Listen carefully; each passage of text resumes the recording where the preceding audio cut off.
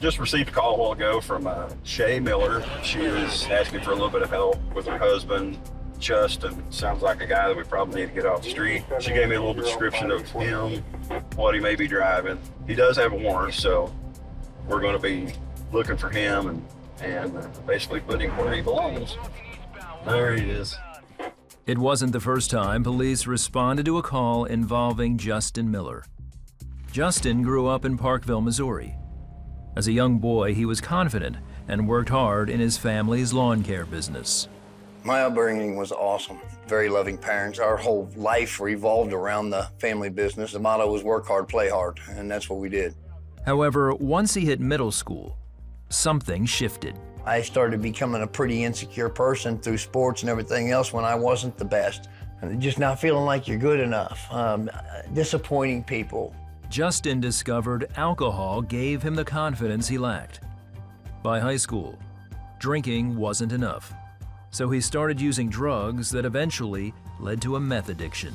Once it got a hold of me, it wouldn't let me go. I wasn't like everybody else.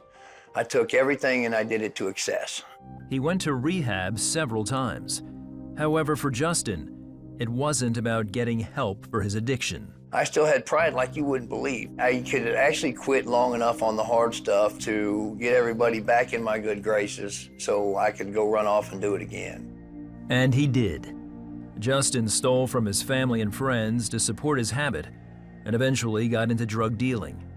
By the time he was 29, he had married, divorced, and was moving into the next cycle, prison. By that time, Justin had accepted his identity as an addict. I didn't trust myself. I knew what I was capable of, and I was told that this was something I was going to have to live with for the rest of my life. I'm a failure. I'm never going to make it in this world. I might as well just party until they catch me. I became the biggest drug addict you've ever seen. Manipulating, lying, cheating, committing up to 8 felonies a day to try and support this habit, and I figured I would just die an addict. Justin did have a moment of clarity when he was in his 30s and doing time after one of his many arrests. He heard someone quote a Bible verse, and as soon as he got to his cell, he looked it up. I can do everything through Christ who gives me strength. And at that point in time, what I needed the most was strength, but I didn't have any of my own. I thought, well, maybe I can pull some from this. I didn't think change was possible for me. I thought this was my fate. But all that scripture I was reading told me differently. But for the life of me, I couldn't figure out how to make it stick. I thought I had to earn it. So after he served his time, Justin got a job and started dating Shay, a single mother and his former drug counselor. They even had a son together. But Justin's demons soon returned. Off drugs, nobody's ever treated me better than Justin. He's kind to people. He would give people the shirt off his back. He is a very selfless person. On drugs, it's the devil himself. He will lie to you. He will steal from you. He will break you down to control you. I stayed with him because I loved him. And in my mind, it was almost like if I stay, as much as you're hurting me, maybe I can fix you, maybe I can save you. One night, Justin stole money from his brother, who pressed charges. Justin took Shay and their 2 kids on the run. In 2 years' time, Justin had sucked Shay into his way of life and his addiction. Over time, you kind of fall into a desperate period where, well, maybe if I just join you, then I can help monitor your bad choices, or at least then you won't leave, or at least then we can be together. I believed I couldn't survive without him. Finally, she reached out to God and surrendered her life to him. When I cried out and asked him to help me, I told him I would do absolutely anything if he would help me and get me out of that situation. The Lord gave me this strength that I had never felt in my entire life, but he also gave me a peace. There was not a desire to call Justin, not to text him, not to respond to him, because the Lord kept saying, all I'm asking you to do is take care of you. I will take care of him. Shay got clean and moved in with her parents. Now alone in his addiction, Justin was desperate to get his family back.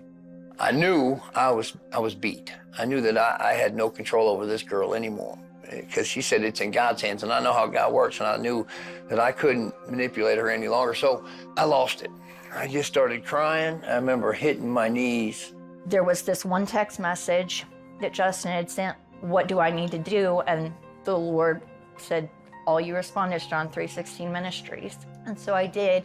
Soon after, Justin enrolled in the ministry's spiritual boot camp for men with addictions. There, he learned about Christ's unconditional love. The thing that spoke to me is even in my worst moments, even in my darkest days, he still loved me. I remember just saying, "God, if you can help me, I will submit the rest of my life to you." However, submission wasn't easy for a man who struggled with pride, and Justin left before completing the program. Shay took him back and they got married. Though Justin had given his heart to Jesus, he was soon back to drinking and doing drugs. When he came home, there was disappointment because it didn't stick. And it's like, okay, here we are on this roller coaster ride again. That was kind of when the Lord was like, okay, now I need you to do something. Shay says that at that point, God told her to tell law enforcement where they could find Justin, who still had several warrants out for his arrest. It was not out of a place of like, I'm mad and angry and I want to hurt you. It was, I love you enough, and I already committed to the Lord. I was going to do whatever he asked, and the Lord made it very clear. Sheriff Darren Brawley was a man with little tolerance for repeat offenders. When he arrested Justin, the 41-year-old had enough drugs on him to put him away for 20 years. Sheriff Brawley's training told him to bring him in and put him away. Instead, I cannot explain why. There was just something there telling me that he was destined to be something more. I said, most people, if they had done the things you've done, they would already be dead. I said, in this hand, wife, kids, life. This hand, I opened it up. I said, you know where this is gonna go. And then, he started crying harder than I've ever seen a grown man cry ever in my life. We talked about God, and it was a real conversation, and he just allowed me to tell him a story about where I'd been and where I'd just come out of, and said, man, this ain't me. So I fell off. He goes, everybody gets one chance with me. He goes, this is yours. Sheriff Brawley decided not to file charges. When he was released 1 week later, Justin accepted the grace he'd been given and rededicated his life to serving Christ. All I could really say was thank you. I shouldn't have got any of the chances I ever had, but I shouldn't definitely have not got this one. I haven't drank or used a drug since. I'm not just sober, I'm delivered. Since that time, Justin and Shay's family has grown, along with their love of Christ and each other. God didn't just give us Justin, he gave us the best version, like somebody I didn't even know could exist. Sheriff Brawley says that seeing the change in Justin had such an impact on him that he gave his own heart to Jesus soon after. There was, things that was kind of pulling me to God. And Justin was kind of the last straw that really pushed me that direction. That's when I thought, man, this is real. This is the path I better go. I gotta admit, Justin has helped me as much as I've helped him. There is a freedom in knowing that I can go anywhere at any time and not battle these same things that have took me down so many times. God looks at the heart, and he sees the heart that's in you. And he's with me everywhere I go, so I don't ever have to fear that temptation, because temptation is gonna come, but he provides a way out of it. He can carry us through it. One thing I didn't know before that I know now is there is a cure. And his name is Jesus. God's still in the miracle business. There's absolutely nothing that he can't handle. There's no better decision than allowing him at the head of your life. Just hold on, because he'll blow your mind.